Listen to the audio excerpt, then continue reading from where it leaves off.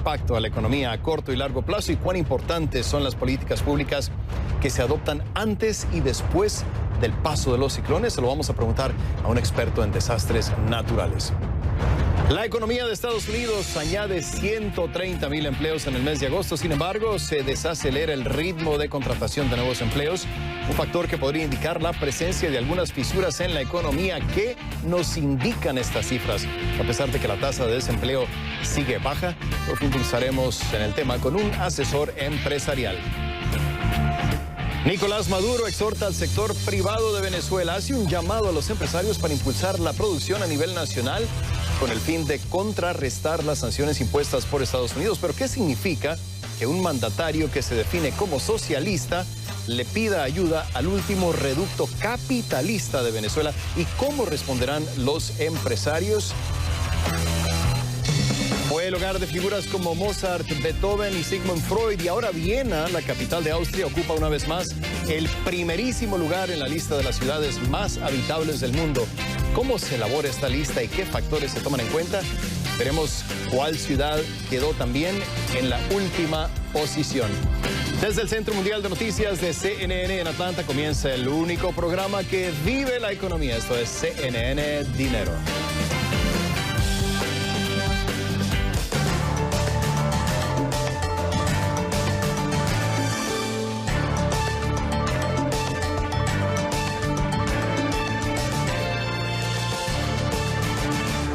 ¿Qué tal? ¿Cómo están? Bienvenidos a una nueva edición de CNN Dinero. Soy Rafael Romo, en ausencia de su titular, Xavier Serviá. Así comenzamos.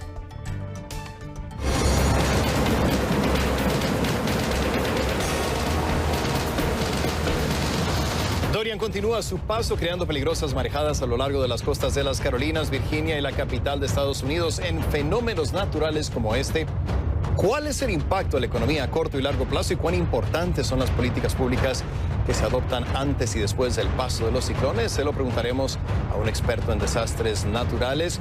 Le doy la bienvenida a Alejandro del Valle, profesor asistente de riesgo, administración y manejo de seguros de la Georgia State University. Me acompaña aquí en Atlanta. Profesor, gracias por estar con nosotros. Entiendo que es autor de un estudio sobre manejo de riesgos precisamente en este tipo de desastres naturales. Estaba leyendo el estudio, profesor. Dice que 1.400 millones de personas viven en zonas costeras en diferentes partes del mundo y eso ya de por sí representa un gran reto sobre cómo protegerlas. ¿Es un peligro creciente la posibilidad de que estas personas enfrenten un huracán? Es decir, ¿hay cada vez más fenómenos naturales de este tipo? Huracanes, ciclones, marejadas. Sí, cuando pensamos en este tipo de problemas es útil pensar en tres conceptos. El primero tiene que ver con el riesgo, que tiene que ver con la parte meteorológica, que tiene que ver qué tan intensos van a ser estos huracanes. Lo que sabemos de las simulaciones es que esperamos por el cambio climático que estos huracanes se vuelven más intensos, ¿cierto? La segunda parte tiene que ver con la exposición, dónde viven las personas y dónde están los activos que van a ser afectados. Y lo que sabemos también es que hay un movimiento hacia las costas que va a hacer que haya más activos y más personas viviendo en estas partes. Y la tercera parte tiene que ver con la vulnerabilidad, ¿no? ¿Cuál es la capacidad de estas personas de lograr sobrellevar uno de estos choques? Y cuando pensamos en la parte de políticas públicas, pensamos, bueno, ¿cuál es la parte que puede afectar? La parte de riesgo es algo que cambia muy lentamente y va a estar ligada con la parte de cambio climático, con la parte de reducir las emisiones, y no es una parte donde, digamos, podamos hacer algo en el corto plazo. Cuando preparamos en la parte de la exposición y la vulnerabilidad, esta es la parte donde la política pública puede tener un gran impacto, ¿no? Y estuve leyendo el estudio, profesor. Hay una parte que me llama mucho la atención. Analizan ustedes las diferentes formas de cómo se puede preparar una zona, una región, un país para enfrentar ese tipo de desastres naturales. Dicen que en algunos lugares hay quizá un sistema de detección, un sistema de alarma para darle a conocer a la población que viene un huracán. Correcto. Particularmente me llamó el uso de una tecnología natural, es decir, la propagación de manglares en las costas. ¿Es una solución para todas las costas que pueden enfrentar un huracán o estamos hablando de regiones específicas en el mundo que pueden adoptar esa estrategia? Okay. Cuando pensamos en la parte de la destrucción que viene con los huracanes, hay tecnologías que son muy costo efectivas para proteger las vidas. Entonces, si le anunciamos a las personas que un huracán viene, es una forma fácil de ellos de salir del camino del huracán. Pero cuando pensamos en la parte de la destrucción de activos, de la disrupción económica, tenemos que pensar en cómo podemos mitigar ese tipo de daños. Cuando pensamos en una ciudad donde hay muchos activos como Miami, construir un muro, un dique, tiene sentido, vale la pena. Pero hay miles de partes donde no es tan denso y no vale la pena la construcción de estos activos. Y aquí es cuando podemos empezar a pensar que las políticas de conservación pueden tener beneficios. La conservación de manglares posiblemente puede proveer protección costo efectiva a una gran parte de las personas que viven en zonas de alto riesgo. Por el oleaje, ¿no, profesor? Porque hablábamos en este programa, sí, en la semana, que el problema de los huracanes no solamente es el efecto que tiene sobre la población, las estructuras, sino también hay un gran reto en lo que concierne a la erosión de playas y de costas, ¿no? Ahí es donde ayudarían los manglares. Sí, es correcto. Y hay ciertas regiones del mundo donde pueden ayudar más. En Centroamérica, donde el Rhizophoria spp, que es un tipo de manglar que por su estructura es capaz de resistir los vientos y el oleaje, puede reducir el daño que hay en los huracanes. Ahora, algo que es importante es que tenemos que entender que pequeños intentos de conservación realmente no nos van a ayudar, porque lo que se requiere es un ancho de casi 1 kilómetro de manglares para poder observar reducciones o mitigaciones. Y quizá una política regional, profesor Mazán, no solamente ponerlo en una parte específica, sino que varios países lleguen a un convenio para que toda la región quede protegida. Por supuesto, lo que es muy importante es que las políticas de conservación sean de gran alcance, que se piensen que lo que hay que conservarse son anchos bandas de manglares que sean suficientemente grandes para generar este beneficio de protección, correcto.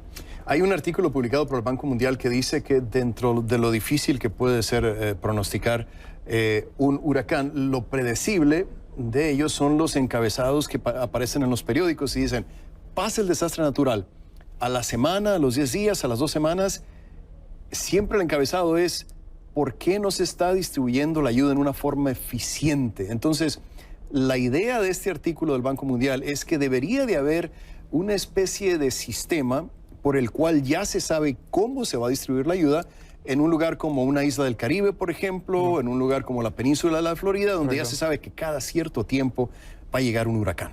Es correcto, y eso es algo que el Banco Mundial además ha estado desarrollando. El CRIF en el Caribe es un tipo de institución que hace esto. Hay 4 cosas que creo que son importantes en el punto de política de cómo gastar estos recursos.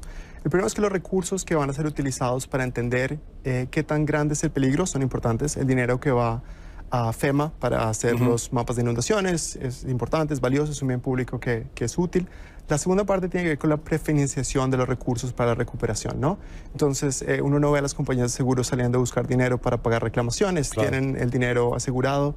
Los gobiernos en general no son muy sofisticados en la forma en la que estos recursos han sido prefinanciados, no utilizan reaseguradores, no utilizan instrumentos en el mercado de capitales como bonos de catástrofe para transferir estos recursos y diversificarse.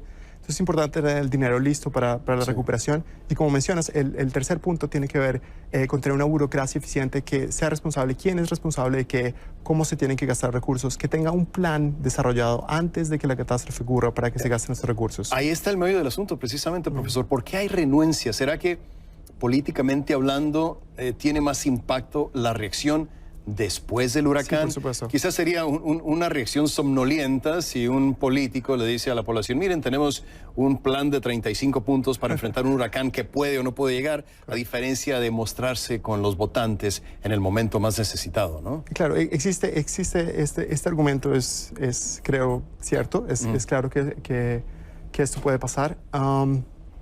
Y es difícil explicar a los votantes por qué vamos a utilizar recursos en un contrafactual, en algo que no ha ocurrido, ¿cierto? Entonces, quitando el hecho de que puedan beneficiarse, que los votantes les guste que respondan bien a los desastres, es muy difícil justificar esto, pero es necesario, ¿no? Unos cuantos segundos nos quedan, profesor. Entonces, me decía, quiero terminar con algo que decía al principio, la tendencia es que este tipo de fenómenos naturales sigan presentándose con más frecuencia.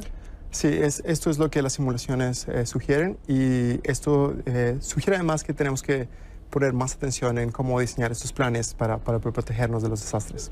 La prevención es mucho más barata que después Por supuesto. Ir a reconstruir todo un país como está pasando ahora en las Bahamas. Profesor Alejandro del Valle, le agradezco que haya estado con nosotros. Él es experto en riesgos y también nos acompaña de la Georgia State University aquí precisamente en Atlanta. Le doy las gracias. Cuando regresemos a CNN Dinero, la economía de Estados Unidos añade 130,000 empleos en el mes de agosto. Sin embargo, se desacelera el ritmo de contratación de nuevos empleos, un factor que podría indicar la presencia de algunas fisuras en la economía, quizá. ¿Qué nos indican estas cifras a pesar de que la tasa de desempleo sigue baja? Profundizaremos en el tema con un asesor empresarial. Hablaremos con Jorge Piedrahita, presidente de la consultora Gear Capital Partners, que nos acompañará desde Nueva York al volver aquí a CNN Dinero. La economía de Estados Unidos añade 130,000 empleos en el mes de agosto. Sin embargo, se desacelera el ritmo de contratación de nuevos empleos, un factor que podría indicar la presencia de algunas fisuras en la economía. ¿Qué nos indican estas cifras a pesar de que la tasa del desempleo sigue baja? Profundizaremos en el tema con un asesor empresarial. Le doy la bienvenida a Jorge Piedrahita, presidente de la firma consultora Gear Capital Partners, quien nos acompaña desde Nueva York. Bienvenido, gracias por estar con nosotros. Los empleadores, como ya mencionaba, generan 130,000 empleos en agosto. La tasa de desempleo se mantuvo al mismo nivel del 3,7%. ¿Qué nos puedes decir, Jorge? ¿Buenas o malas noticias? ¿Cómo evalúas el anuncio? Bienvenido. Gracias por la invitación. En general, la gente es un poco la discusión de si el vaso está medio lleno o medio vacío. Yo tomo la posición que el vaso está medio lleno, en el sentido de que miro a otros indicadores dentro de estos números que se anunciaron el día de hoy. Y, por ejemplo, el crecimiento de la compensación que tienen los trabajadores fue 0,4% mensual, 3,2% anualizado. Es un crecimiento en la compensación sólido. Recordemos que los consumos personales son 70% de la economía en los Estados Unidos. Entonces, en ese sentido, creo que ha sido relativamente positivo. Cuando miramos el promedio de los últimos 3 meses, el empleo ha crecido 150,000 nuevas posiciones por mes, lo cual creo que todavía es relativamente sólido. Hay algunas preocupaciones en el horizonte, como usted lo acaba de mencionar. ¿Cuáles son algunas de estas preocupaciones, Jorge? ¿Sigue siendo quizá la guerra comercial entre China y Estados Unidos? Esa es una de las preocupaciones. También tenemos las economías en el mundo y en particular en Europa se están desacelerando. Por ejemplo, hoy se anunció la producción industrial en Alemania que cayó 0,6%. Pero la guerra comercial es un tema que está al centro de esto. Sí. Y viene al caso mencionar algo muy interesante que lo anunciaron los economistas del FED, y esta es su opinión personal, no la opinión del FED como institución, en donde midieron cuál es el efecto de la incertidumbre de la guerra comercial sobre la economía. Y hay 2 números que son claves.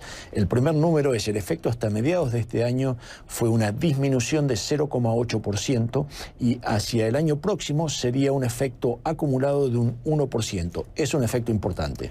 Jorge, la generación de empleos fue favorecida, y esto es una especie de asterisco en todo este tema, porque hay que recordar que el próximo año se hace el censo de los Estados Unidos. Entonces, estaba viendo las cifras de cómo hay 25,000 personas que han adquirido empleo gracias a esa iniciativa del gobierno de hacer un censo. Entonces, si lo ponemos en perspectiva, estamos hablando que es aproximadamente 1 de cada 5 personas que obtuvieron empleo. Es decir, 1 de cada 5 empleos son generados por el gobierno de Estados Unidos y no por el sector privado. ¿Te preocupa eso, que haya tanta dependencia en el sector público para estos números?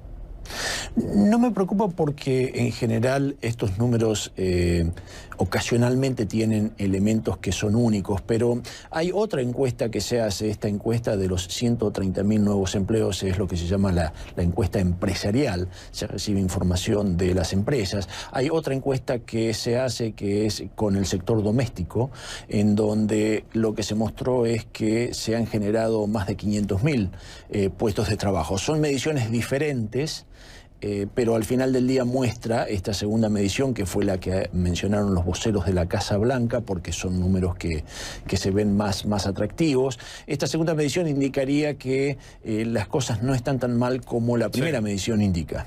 Ahora, lo mencionabas al principio y hay una parte de esta guerra comercial entre Estados Unidos y China que es digna de mencionarse. Tiene que ver con el hecho de que algunos analistas indican que las empresas, no todas, pero sí un porcentaje, están deteniendo planes de crecimiento, están deteniendo planes de contratación, precisamente porque quieren saber exactamente qué va a pasar entre China y Estados Unidos. Acaban de anunciar que reanudan sus conversaciones, podría haber un acuerdo, podría no haber nada.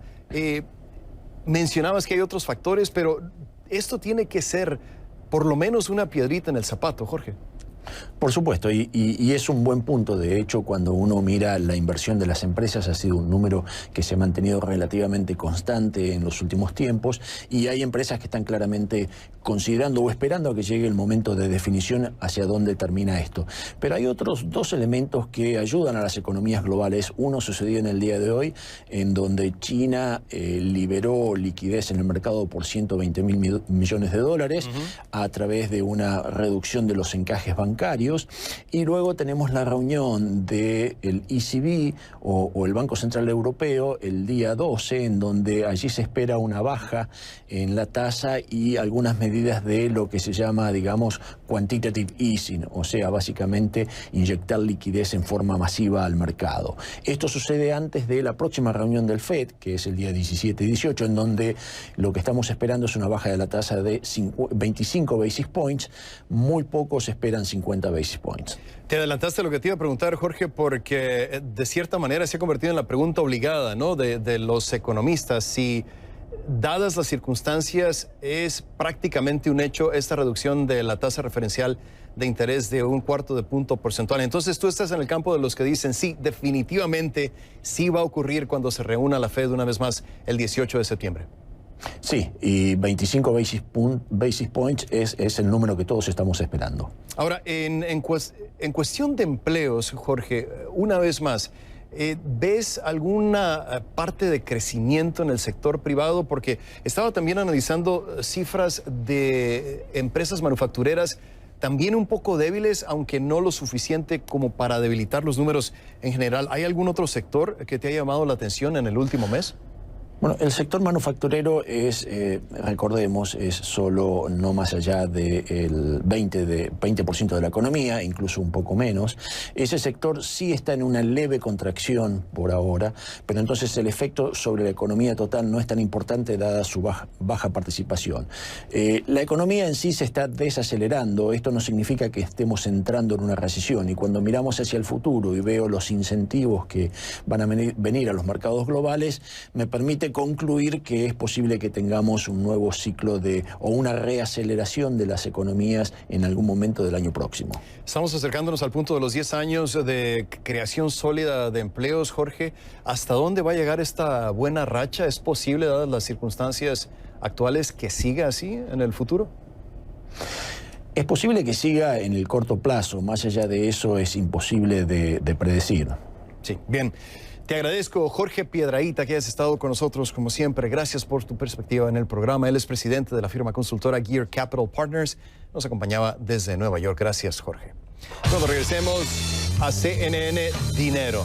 Nicolás Maduro exhorta al sector privado de Venezuela. Hace un llamado a los empresarios para impulsar la producción a nivel nacional para contrarrestar las sanciones impuestas por Estados Unidos. Pero, ¿qué significa que un mandatario que se define como socialista le pida ayuda al último reducto capitalista de Venezuela? ¿Y cómo responderán los empresarios?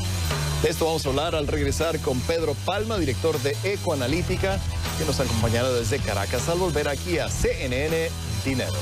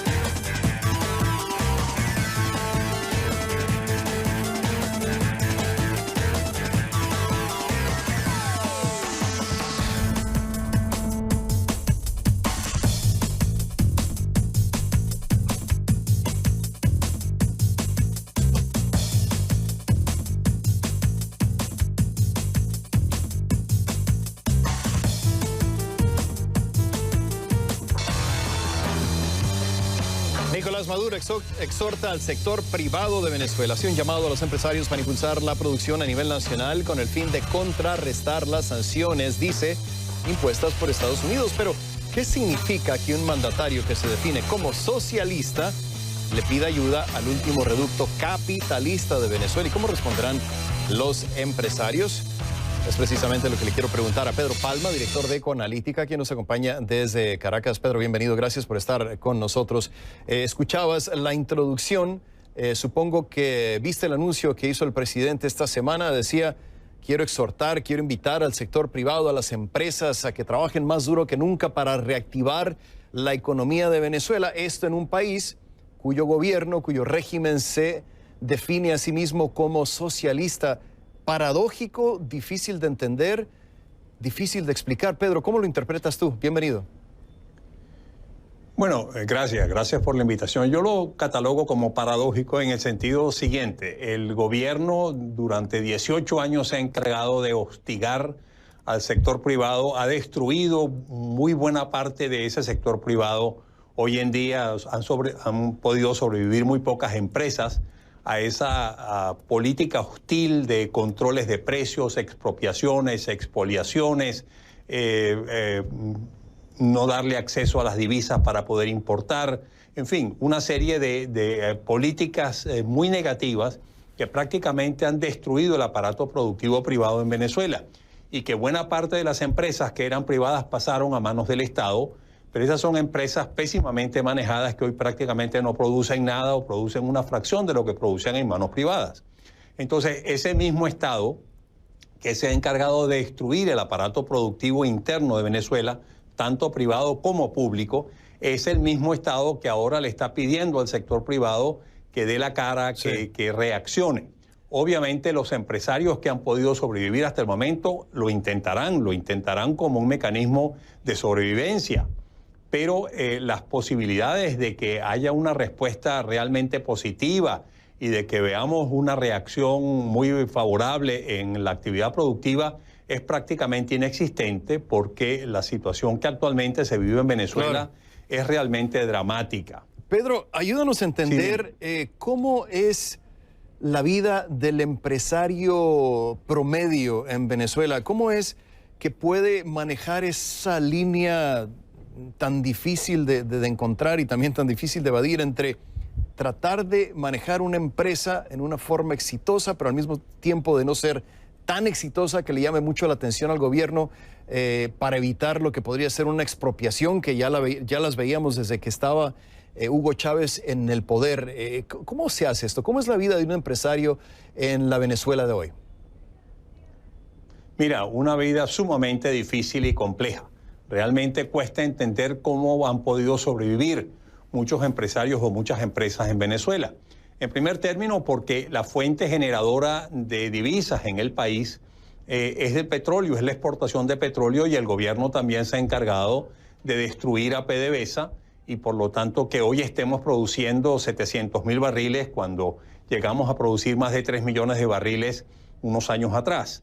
Eso ha hecho que, bueno, prácticamente el ingreso y la disponibilidad de divisas prácticamente sea inexistente. Las reservas internacionales han bajado dramáticamente, por más que el gobierno ha vendido una cantidad importante, un 30% de las reservas de oro durante el último año. Eso no ha sido suficiente para generar los ingresos de divisas necesarios para que se importen las materias primas y los insumos necesarios para producir.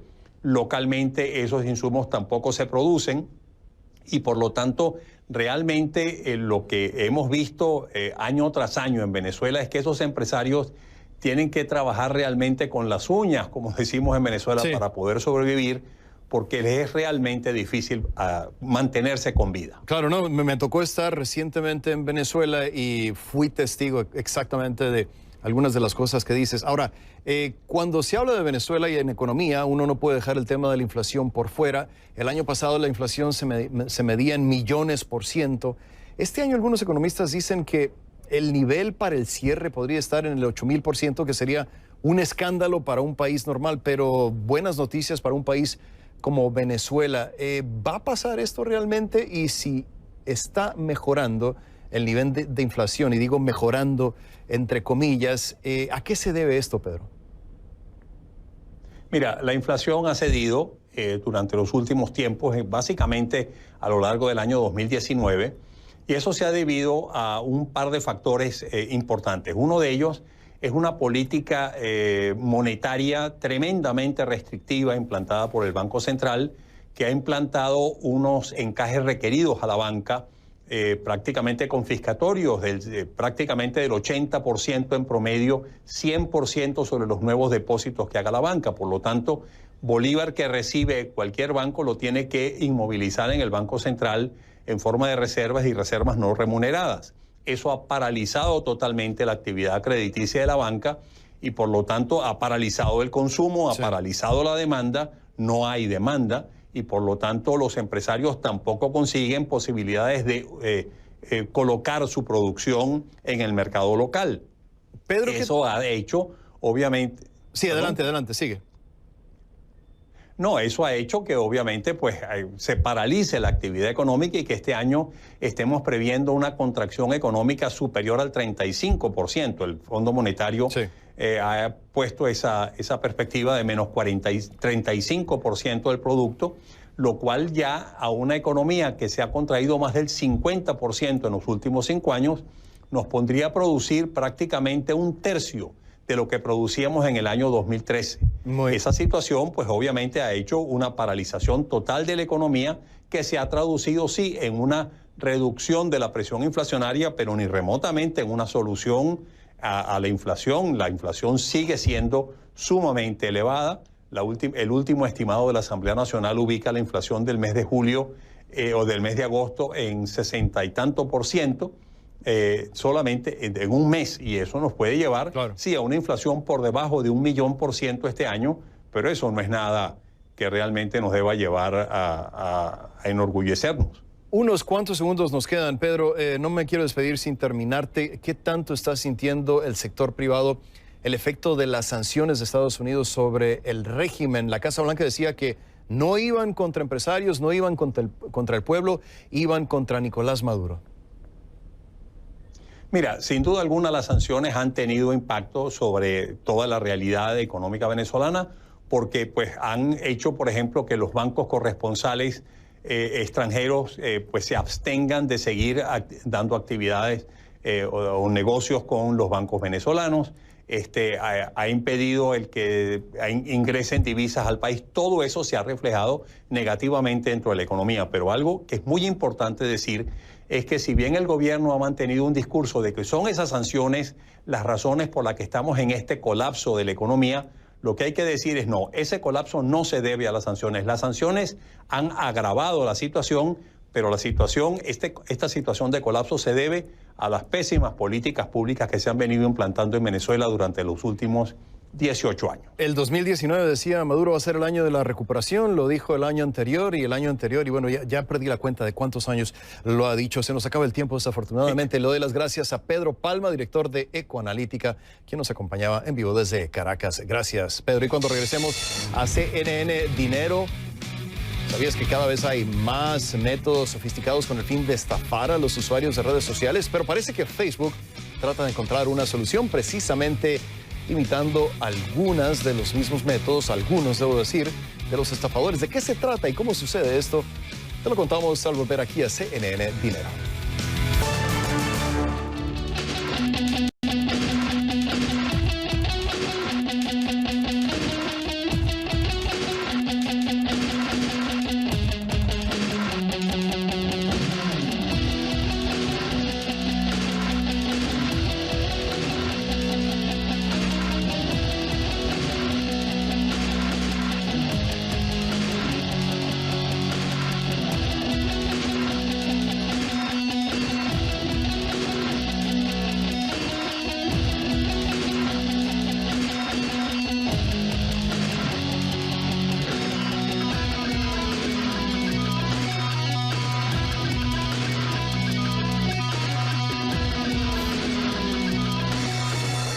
Cada vez hay métodos más sofisticados para estafar a los usuarios de redes sociales, pero parece que Facebook trata de encontrar una solución precisamente imitando algunos de los mismos métodos de los estafadores. ¿De qué se trata y cómo sucede esto?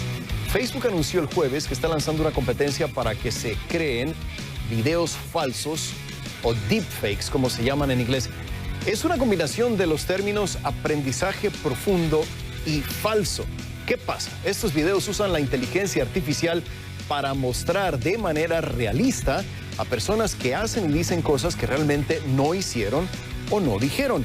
Y su propagación preocupa cada vez más porque se acercan las elecciones presidenciales de 2020 en Estados Unidos y muchos temen que estos videos se utilicen para engañar a los votantes. Facebook acaba de lanzar una competencia llamada Deepfake Detection Challenge que ofrecerá subvenciones y premios. Es una invitación para compañías, para universidades, y se trata de que generen sus propios videos falsos. El objetivo es que al crearlos, la comunidad de inteligencia artificial también pueda descubrir nuevas formas de detectar los videos tecnológicamente manipulados y evitar que se propaguen.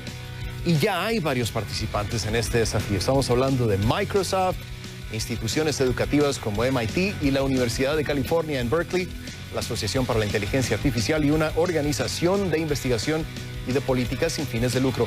¿Lo lograrán? Bueno, es lo que vamos a ver ahora. Estas son otras breves económicas de CNN Dinero.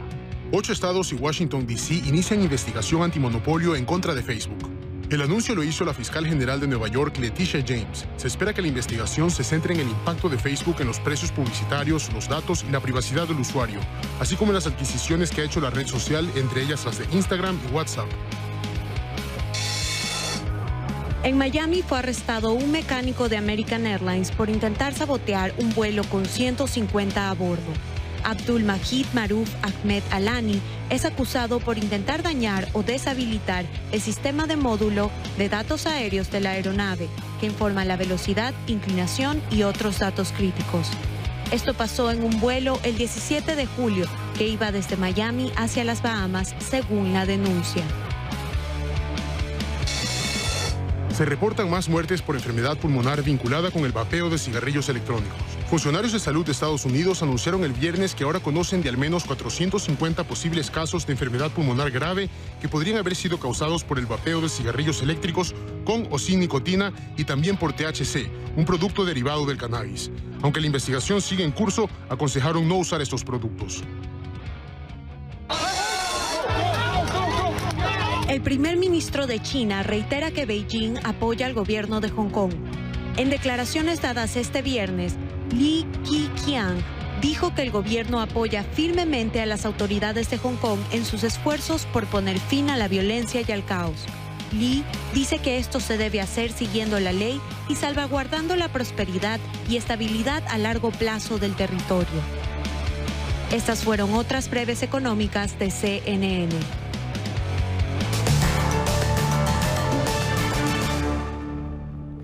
Vamos a seguir con la información de economía. Huawei busca alternativas para sus teléfonos celulares ante la posibilidad de no poder seguir utilizando los servicios de Google por las restricciones impuestas por Estados Unidos. El gigante tecnológico chino planea contratar los servicios de correo electrónico de la empresa suiza, Proton Mail, para utilizarlos en sus teléfonos inteligentes o para descargarlos a través de su aplicación de programas. Sin embargo, la empresa suiza aún no confirmó que el acuerdo con Huawei ya sea una realidad. Huawei también podría tener problemas con el uso del sistema operativo Android operado por Google debido a las restricciones impuestas por Estados Unidos a las empresas para que operen con la gigante china. El gobierno de Estados Unidos acusa al grupo chino de utilizar su tecnología con objetivos de espionaje.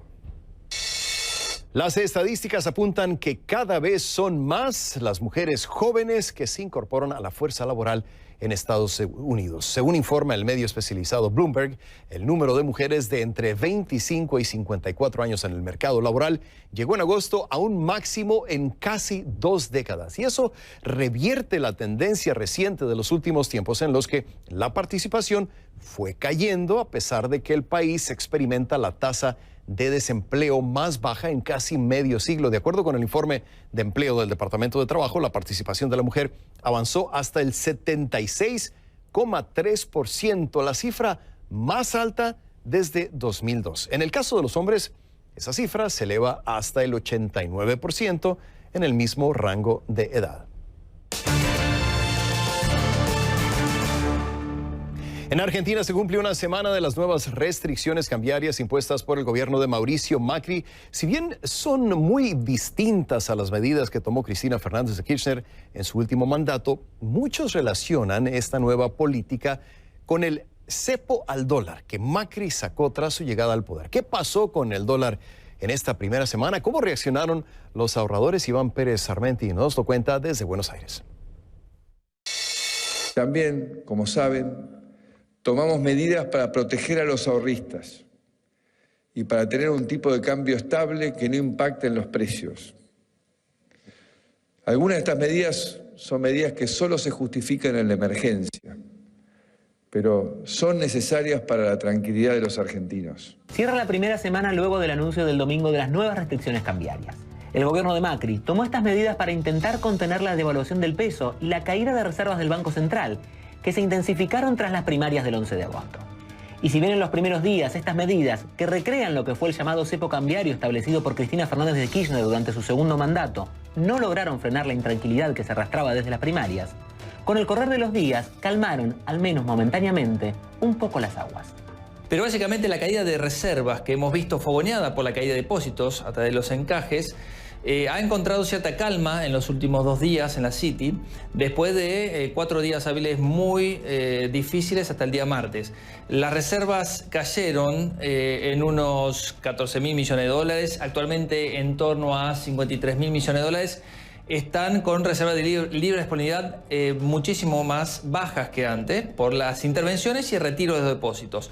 Y por otro lado, los depósitos que han visto caer en dólares, por lo menos en el sistema, de 33.000 millones de dólares a 26.000 millones de dólares y han logrado estabilizarse en estas últimas jornadas. En la semana previa a estas restricciones, el tipo de cambio de referencia del dólar del Banco Central de Argentina subió de 55 pesos con 33 el lunes a 59 pesos con 7 centavos el viernes. Y las reservas internacionales descendieron de 57.915 millones de dólares a 54.098 millones de dólares en el mismo periodo. Pero luego de las medidas que limitaron la compra de dólares y obligaron a los exportadores a liquidar sus divisas en el mercado local, la situación comenzó lentamente a estabilizarse. El lunes, el cambio de referencia tuvo un fuerte descenso, 57 pesos con 9 centavos por cada dólar, hasta ubicarse este jueves en 56 pesos. Las reservas, por su parte, no mostraron el mismo comportamiento. Arrancaron la semana en 53.144 millones de dólares y siguieron cayendo hasta que el jueves cerraron en 51.373 millones de dólares. Sin embargo, la caída de reservas de esta semana no se dio por intervenciones del Banco Central en el mercado, como venía sucediendo, sino por el retiro de depósitos. El día lunes, la ciudad de Buenos Aires amaneció en su circuito financiero aquí con largas colas para retirar los depósitos. Muchos de ellos habían sido aquellos que fueron el jueves o viernes por imposibilidades técnicas en las sucursales de darles todos los dólares, porque tienen cierta limitación. No pudieron acceder al retiro, pero le daban número como para que venga. Entonces el lunes y martes quizá la cifra que hayamos visto de retiro de depósitos es un rezago de lo que ocurrió el viernes. Y fomentado por las medidas tomadas el fin de semana, obviamente que se aceleró el lunes y martes, pero con mucho más estabilidad miércoles y jueves. Luego de semanas de tanta volatilidad, haber logrado calmar al menos momentáneamente la cotización del dólar no es un dato menor. Y aunque muchos analistas insisten en que no hay riesgos de una crisis como la de 2001, sin embargo, el desafío ahora parece lograr frenar el retiro de dólares del sistema. Para CNN, Iván Pérez Sarmenti, Buenos Aires. Y cuando regresemos a CNN, dinero fue el hogar de figuras como Mozart, Beethoven y Sigmund Freud. Y ahora Viena, la capital de Austria, ocupa una vez más el primerísimo lugar en la lista de las ciudades más habitables del mundo. ¿Cómo se elabora esta lista y qué factores se toman en cuenta? ¿Y cuál ciudad quedó en la última posición?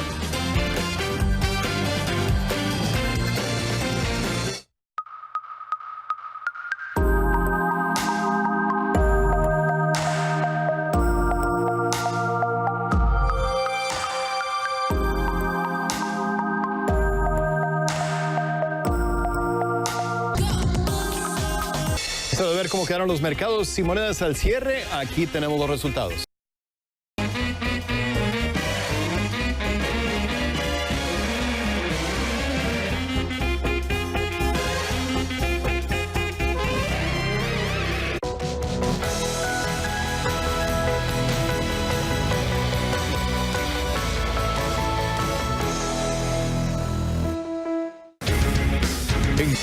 Hora de conectar con Camilo Egaña en Miami. ¿Qué tal? Saludos cordiales para ti, Camilo. ¿Qué sorpresas nos tienes preparadas para esta noche? Dos sorpresas y muy agradables. La primera, una primerísima actriz, valga la redundancia, colombiana, Flora Martínez, la protagonista de Rosario Tijeras, va a estar acá porque trae un espectáculo unipersonal dedicado a Frida Kahlo. Y la segunda sorpresa es alguien que regresa al redil de alguna manera, una cabra que ha vuelto a tirar al monte. Aquí está, José Antonio Ponseti, que tiene novela, su primera novela, Vuelo 19, y es una novela basada en una historia real. Imagínate, 1945, la desaparición de 6 aviones militares de Estados Unidos y 27 personas. ¿Qué pasó? ¿Qué no nos han contado? Él lo fabula en esta novela. Estaremos hablando de eso aquí en el programa Con el Aliento del Viernes. Muy interesante, Camilo. Estamos pendientes desde ya. Te vemos en unos minutos. Gracias, Camilo Egaña en Miami. Vale, un abrazo. Es hora de hablar de los perdedores y ganadores en CNN Dinero. Y vamos precisamente a ver quién es el ganador el día de hoy. La medalla de oro le va a ir precisamente a nuestro siguiente participante. Se trata de Snapchat. ¿Por qué, se preguntará usted? Este año le va bien en el mercado. ¿Qué pasa? Snapchat salió al mercado en 2017, pero su primer año en la bolsa fue, digamos, tumultuoso, impactado por algunos cambios de liderazgo y un rediseño de la aplicación que enajenó a los usuarios. Ahora la compañía está aprovechando su avance en el sector de realidad aumentada y parece que está dando buenos resultados. ¿Qué pasó? Las acciones de Snapchat han subido 197% y solamente este año, lo que lo convierte en la acción con el mejor desempeño en el índice de Internet de Nasdaq. Además, las descargas de la aplicación aumentaron un 21% respecto al año anterior, según un rastreador de datos mensuales de Nomura. A este ritmo, Snapchat agregará entre 5,5 millones y 10 millones de usuarios este trimestre, según Nomura, es decir, más del doble de las cifras que pronosticaba la compañía. Porque lidera el índice de Internet de Nasdaq, Snapchat se lleva hoy la medalla de oro de CNN Dinero. ¿Y quién pierde hoy? Beyond Meat, porque su acción cae 4%. Las acciones de Beyond Meat se han disparado casi un 550% desde su oferta pública inicial en abril, ya que los inversores confían en que la industria cárnica basada en plantas alcanzará ventas por miles de millones de dólares. ¿Qué pasa? Un analista de D.A. Davidson, bajo la calificación de su acción, o bajó, mejor dicho, esta calificación, explicando que el mercado de los productos cárnicos con base de plantas de Beyond Meat podría ser más pequeño que el de la leche alternativa, un mercado que se utiliza como patrón, como una referencia, por decirlo, para los pronósticos de crecimiento. ¿Cómo reaccionó el mercado? Bueno, las acciones de Beyond Meat cayeron hasta en un 6% durante el día antes de recuperarse un poco. El analista de D.A. Davidson, Brian Holland, estima que el mercado de productos cárnicos con base en plantas será de 95,000 millones de dólares en el futuro previsible, del cual Beyond Meat llegaría a tener un tercio de la participación de mercado en 2028. Por eso, como su acción cayó casi 4%, Beyond Meat se lleva hoy la medalla de cartón de CNN Dinero.